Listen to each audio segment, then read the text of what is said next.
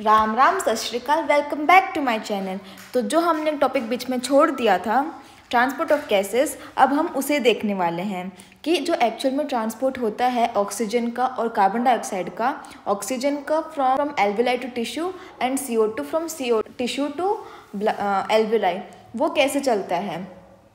ठीक है, तो अब हम देखते हैं कि जो ऑक्सीजन है वो दो फॉर्म में ट्रांसपोर्ट हो सकता है। या तो वो हीमोग्लोबिन के साथ बाइंड होके ट्रांसपोर्ट हो, जिसे हम बोलते हैं ऑक्सी हीमोग्लोबिन, या फिर वो प्लाज्मा में डिसॉल्व फॉर्म होके ट्रांसपोर्ट हो जाए। ठीक है, अब क्या है ना कि जो एल्विलाई है वहाँ पे क्या है, पार्शियल प्रेशर O2 का हाई है और पार्शियल प्रेशर CO2 का कम है। ठीक है, तो ऑब्वियस सी बात है कि जिसका पार्शियल प्रेशर हाई होगा वही जाके बाइंड करेगा हीमोग्लोबिन से। ठीक है, अब पार्शियल प्रेशर CO2 का भी कम है और ये और भी फैक्टर्स प्रेजेंट होते हैं जो कि इंटरफेयर कर सकते हैं ऑक्सीजन और हीमोग्लोबिन की बाइंडिंग को। वो कौन कौन से फैक्टर्स हैं, जैसे कि H+ की कंसंट्रेशन है, हमारा टेम्परेचर हो गया, pH हो गया, तो ये सब फैक्टर्स पे आके इंटरफेयर कर सकते हैं। बट जो मेन फैक्टर रिस्पॉन्सिबल है for oxygen and haemoglobin binding वो है हमारा PO2। तो ये एक इम्पॉर्टेंट पॉइंट है टू बी रिमेंबर्ड। ठीक है, क्यों? क्योंकि ये क्वेश्चंस पूछ रखे हैं इस टाइप के कि जिसमें हमें पूछा गया है कि अगर CO2 और हीमोग्लोबिन की बाइंडिंग होनी है तो मेन फैक्टर कौन रेस्पॉन्सिबल है, या फिर ऑक्सीजन और हीमोग्लोबिन की बाइंडिंग होनी है तो मेन फैक्टर कौन सा रेस्पॉन्सिबल है। ठीक है, अब ये सब फैक्टर्स फेवरेबल हैं कि हीमोग्लोबिन और ऑक्सीजन की बाइंडिंग होगी, तो ऑक्सीजन बाइंड हो गया हीमोग्लोबिन से। अब जब यही हीमोग्लोबिन बाइंड ऑक्सीजन पहुँचेगा टिश्यू के पास, तब वहाँ पर क्या होता है, टिश्यू में क्या रहता है हमारा। अब मान लो टिश्यू पे पहुंच गया है ब्लड, यहाँ पे क्या है, ऑक्सीजन के पार्शियल प्रेशर कम है, पार्शियल प्रेशर CO2 का बढ़ा हुआ है और H+ भी बढ़ा हुआ है। तो क्या होगा, जो ऑक्सीजन है वो यहाँ से टूट जाएगा और टिश्यू में चला जाएगा, जबकि ये CO2 जो है ये आके इस हीमोग्लोबिन से बाइंड कर जाएगा। ठीक है, समझ में आया? मैं एक बार फिर से रिपीट कर देती हूँ कि यहाँ पे क्या हो रहा है कि जब टिश्यू पे पहुँचेगा ऑक्सीजन तो क्या है, टिश्यू में क्या चीज़ें प्रेजेंट हैं कि पार्शियल प्रेशर ऑफ ऑक्सीजन कम है, पार्शियल प्रेशर ऑफ CO2 बढ़ा हुआ है और H+ की कंसंट्रेशन भी बढ़ी हुई है। तो क्या होगा, जो ऑक्सीजन है वो यहाँ से टूटेगा। ठीक है, क्योंकि ये कंडीशंस फेवरेबल नहीं है ऑक्सीजन और हीमोग्लोबिन की बाइंडिंग के लिए। तो ऑक्सीजन यहाँ से टूटा और टिश्यू में डिफ्यूज़ कर जाएगा, क्योंकि यहाँ पे ऑक्सीजन का जो कंसंट्रेशन वो ज़्यादा है जबकि यहाँ पे कम है, तो हाई कंसंट्रेशन से लो कंसंट्रेशन में ऑक्सीजन डिफ्यूज़ कर जाएगा। अभी हीमोग्लोबिन फ्री है तो क्या होगा, हमारा CO2 है वो दिखेगा कि अरे हीमोग्लोबिन फ्री है, चलो मैं लपक लेता हूँ, तो ये CO2 जाएगा और इस हीमोग्लोबिन से बाइंड हो जाएगा।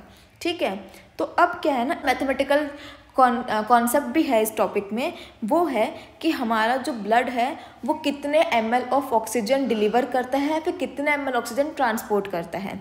तो क्या है, जो हमारा 100 ml ब्लड है उस पर हमारे पास होता है 15 ग्राम ऑफ हीमोग्लोबिन।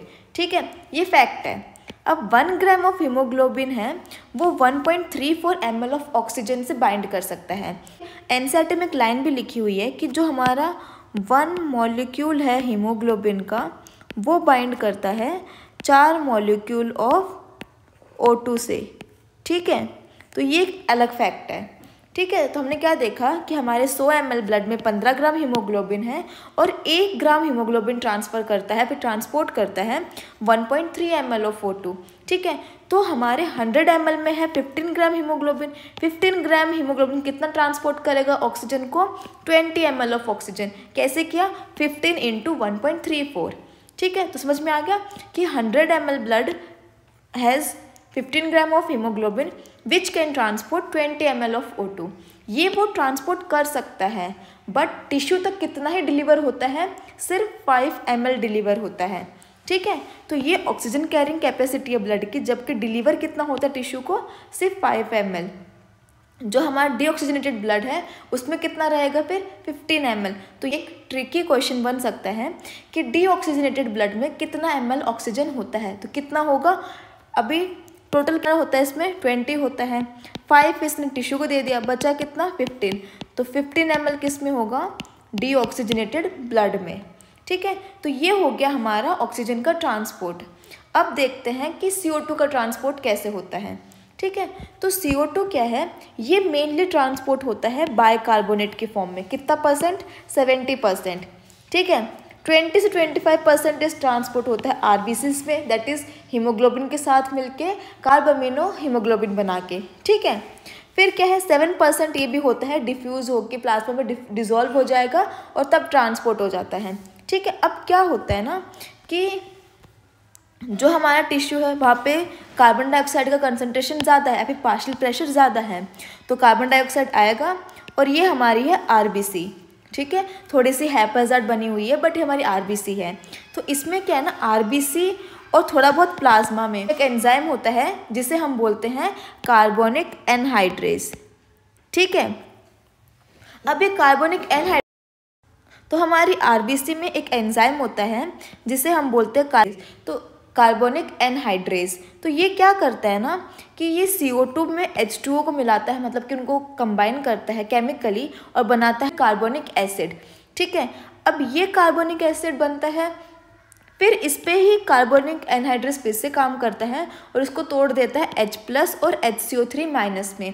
और ये जो प्रोसेस है ना, ये रिवर्सिबल है, मतलब कि ये इससे इधर से इधर भी जा सकती है और इधर से इधर भी आ सकती है। समझ गए, तो ये रिवर्सिबल प्रोसेस है। अब ये प्रोसेस फॉरवर्ड डायरेक्शन में जाएगी कि बैकवर्ड डायरेक्शन में जाएगी, ये डिपेंड करता है कंसंट्रेशन पे कि किस चीज़ की कंसंट्रेशन ज़्यादा है। अब हमारा टिश्यू है, तो टिश्यू में क्या है, जो हमारा टिश्यू है वहाँ पे क्या है, टिश्यू में जो PCO2 है, दैट इज CO2 की कंसंट्रेशन बहुत ज़्यादा है, तो क्या होगा ये प्रोसेस जाएगी फॉरवर्ड डायरेक्शन में। ठीक है, जबकि जब एल्वियोलाई पे पहुंचेगा तो वहाँ पे क्या है, वहाँ पे CO2 कम है, तो कहाँ जाएगी, बैकवर्ड डायरेक्शन में आ जाएगी। समझ गए बात, मैं एक बार फिर से एक्सप्लेन कर देती हूँ कि कैसे होता है। देखो, आरबीसी में एंजाइम है कार्बोनिक एनहाइड्रेज। ये क्या करता है, ये CO2 + H2O को केमिकली बाइंड करता है और बना देता है H2CO3। ठीक है, फिर H2CO3 पे भी काम करता है और उसको तोड़ देता है H+ और HCO3- में। अब क्या है, हमारा जो टिश्यू है वहाँ पे क्या है कि जो CO2 की कंसंट्रेशन है वो बहुत ज़्यादा है, तो क्या होगा, CO2 में वो पानी मिलाता रहेगा और H2CO3 बनाएगा, देन उससे H+ एंड HCO3- बना देगा। बट अब जब ये चीज़ पहुंचेगी एल्वियोलाई पे, तो क्या हमारे पास वहाँ पे CO2 ज़्यादा है, नहीं, तो क्या होगा, ये डायरेक्शन चलेगी उल्टी, मतलब कि H+ + HCO3- कंबाइन होंगे, बनाएगा H2CO3 एंड देन इससे बनेगा हमारा H2O + CO2। ठीक है, तो रिएक्शन किस डायरेक्शन में जाएगी ये डिपेंड करेगा हमारी CO2 की कंसंट्रेशन पे। CO2 की कंसंट्रेशन टिश्यू में ज़्यादा है तो ये फॉरवर्ड रिएक्शन में जाएगी, मतलब कि क्या बनाएंगे, H+ एंड HCO3-। एल्वियोलाई में क्या है, हमारे CO2 कम है, तो क्या होगा, H+ और HCO3- कंबाइन होंगे, H2CO3 बनेगा और फिर H2CO3 आगे जाके बनाएगा H2NCO2।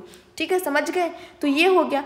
अब क्या है, जो ये HCO3- है ये बना है हमारी आरबीसी के अंदर। ठीक है, तो अब ये हमें प्लाज्मा में चाहिएगा, तो क्या होगा, हमारा चलेगा एंटीपोड, मतलब कि एक्सचेंज होगा, एक बाहर जाएगा आरबीसी से और एक अंदर आएगा आरबीसी के। तो बाहर तो हमें HCO3- को फेंकना है, मतलब कि बाइकार्बोनेट आयन को फेंकना है, तो अंदर इसके एक्सचेंज में क्या आएगा, हमारे पास क्लोराइड आयन एक्सचेंज में आएगा। ठीक है, मतलब कि क्लोराइड आएगा आरबीसी के अंदर और इसके एक्सचेंज में बाइकार्बोनेट आयन जाएगा बाहर। ठीक है, तो इससे क्या है, हमारे पास जो बाइकार्बोनेट आयन है वो आ गया प्लाज्मा में। अब क्या है, जब हम एल्वियोलाई पहुंचेंगे, हमारी एल्वियोलाई है, तो जब हम एल्वियोलाई पे पहुंचेंगे तब क्या होगा, जो ये बाइकार्बोनेट आयन है ये जाएगा एल्वियोलाई के अंदर और इसके एक्सचेंज में फिर से क्लोराइड आयन आ जाएगा प्लाज्मा में। समझ गए, मतलब हमें जो बाइकार्बोनेट आयन है वो क्लोराइड के एक्सचेंज में ही भेजना है। अगर हम आरबीसी के बाहर भेज रहे बाइकार्बोनेट आयन को तो हम क्लोराइड को आरबीसी के अंदर भेजेंगे, एंड देन जब हम ब्लड और एल्वेलाई के लेवल पर डिफ्यूजन करवा रहे हैं तब क्या होगा, HCO3- जाएगा एल्वेलाई के अंदर और उसके एक्सचेंज में क्लोराइड आयन आ जाएगा प्लाज्मा में। समझ गए? तो ऐसे होता है हमारे CO2 का ट्रांसपोर्ट इन बाइकार्बोनेट आयन फॉर्म। अब क्या है, 20-25% ये ट्रांसपोर्ट होता है आरबीसीज में, मतलब कि हीमोग्लोबिन के साथ CO2 अटैच्ड होगा, जिसे हम बोलते हैं कार्बामिनो हीमोग्लोबिन। ठीक है, और 7% ये भी फ्री फॉर्म में प्लाज्मा में ही ट्रांसपोर्ट हो जाता है। समझ गए? अब क्या है ना, अब पूछते हैं कि हमारा जो 100 ml ब्लड है वो कितना CO2 ट्रांसपोर्ट करता है टू द एल्वेलाई, तो वो करता है 4 ml। मतलब कि टिश्यूज़ तक 5 ml ऑक्सीजन आता है, जबकि एल्वेलाई तक 4 ml CO2 जाता है। मतलब कि CO2 गंदा है तो हम चाहेंगे कि वो कम हो, मतलब ऐसे कम रहेगा CO2। ठीक है, तो 4 ml CO2 and 5 ml O2। ठीक है, तो ये सब क्वेश्चंस हैं। अब एक चीज़ थी हमारी ऑक्सीजन डिसोसिएशन कर्व के बारे में जो दे रखी है। क्या है ना कि बहुत सारे फैक्टर्स मिलके ऑक्सीजन की बाइंडिंग को अफेक्ट करते हैं विद हीमोग्लोबिन। ठीक है, तो उसके हिसाब से हमारा ना सिग्मोइड कर्व बनता है। हमने देखा था कि जो ऑक्सीजन की बाइंडिंग होती है हीमोग्लोबिन से वो सिर्फ ऑक्सीजन पर डिपेंड नहीं करती है कि ऑक्सीजन का पार्शियल प्रेशर ही अगर हाई होगा तो ही बाइंड करेगा और कोई फैक्टर प्ले ही नहीं करता कोई रोल, ऐसा नहीं है। बाकी फैक्टर्स पे अपना रोल प्ले करते हैं, जैसे कि partial pressure of CO2, H+ की कंसनट्रेशन एंड टेम्परेचर। ठीक है, तो इसीलिए क्या है ना कि जो हीमोग्लोबिन का सेचुरेशन होता है विद ऑक्सीजन, ये कोई स्ट्रेट लाइन नहीं है कि ऑक्सीजन की कंसंट्रेशन बढ़ी तो उसके लीनियरली हमारा हीमोग्लोबिन का सेचुरेशन भी बढ़ जाएगा। ठीक है, देखो ग्राफ होना तो ये चाहिए था अगर सिर्फ ऑक्सीजन पे ही डिपेंड करता तो, बट हमारा ग्राफ क्या है, सिग्मोइड है। सिग्मोइड क्यों है? क्योंकि और भी फैक्टर्स आके अपना रोल प्ले करते हैं। ठीक है, अब ना नॉर्मली है, बट फीटल हीमोग्लोबिन जो है वो शिफ्ट कर जाता है लेफ़्ट साइड। ठीक है, लेफ़्ट साइड शिफ्ट करने का मतलब क्या है कि वो कम पार्शियल प्रेशर ऑफ ऑक्सीजन पे ही ज़्यादा सेचुरेशन करवा देगा। मतलब कि उसे ऑक्सीजन कम चाहिएगी ज़्यादा सेचुरेशन करने के लिए भी। मतलब कि जहाँ अडल्ट्स में 20 mmHg प्रेशर चाहिए था फॉर 30% सेचुरेशन, वहीं फीटस में क्या होगा, सिर्फ 10 mmHg प्रेशर चाहिए 30% सेचुरेशन के लिए। ये एग्जाम्पल है, ऐसा कोई डेटा नहीं है, बट मैं ये कहना चाहती हूँ कि कम पार्शियल प्रेशर पे भी ज़्यादा सेचुरेशन हो पाएगा। ठीक है, क्योंकि जो फीटल हीमोग्लोबिन है उसकी जो एफिनिटी है ऑक्सीजन से वो बहुत ज़्यादा है।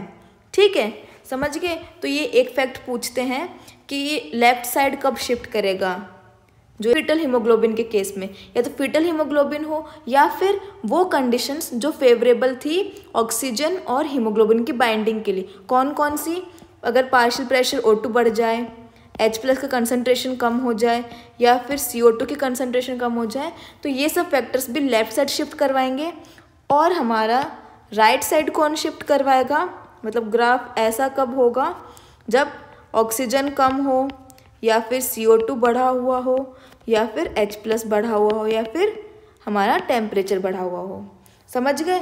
तो ये सब हमें पता ही है कि कौन कौन से फैक्टर्स फेवरेबल हैं ऑक्सीजन हीमोग्लोबिन की बाइंडिंग के लिए और कौन से फैक्टर्स फेवरेबल हैं कार्बन डाइऑक्साइड और हीमोग्लोबिन की बाइंडिंग के लिए। तो ये था हमारा टॉपिक ट्रांसपोर्ट ऑफ गैसेस का। तो आई होप तुम्हें क्लियरली समझ में आ गया होगा कि कौन सी गैस कितने % में कैसे ट्रांसपोर्ट होती है, क्या मैकेनिज्म है, एंड मोस्ट इम्पॉर्टेंटली ये ऑक्सीजन डिसोसिएशन कर्व। इसमें एक तो ये फीटल हीमोग्लोबिन याद रखना कि इसमें लेफ़्ट साइड शिफ्ट होता है, और बाकी कौन कौन से फैक्टर्स थे जो रिस्पॉन्सिबल थे। ठीक है, और एक ये बात भी कि ये सिग्मोइड कर्व क्यों आ रहा है, क्योंकि ऑक्सीजन और हीमोग्लोबिन की बाइंडिंग एंटायरली ऑक्सीजन पे ही डिपेंड नहीं करती है, बाकी कुछ फैक्टर्स भी अपना रोल प्ले करते हैं। ठीक है, तो मिलते हैं नेक्स्ट वीडियो में, तब तक के लिए पढ़ते रहिए। All the best for your preparations. Tata.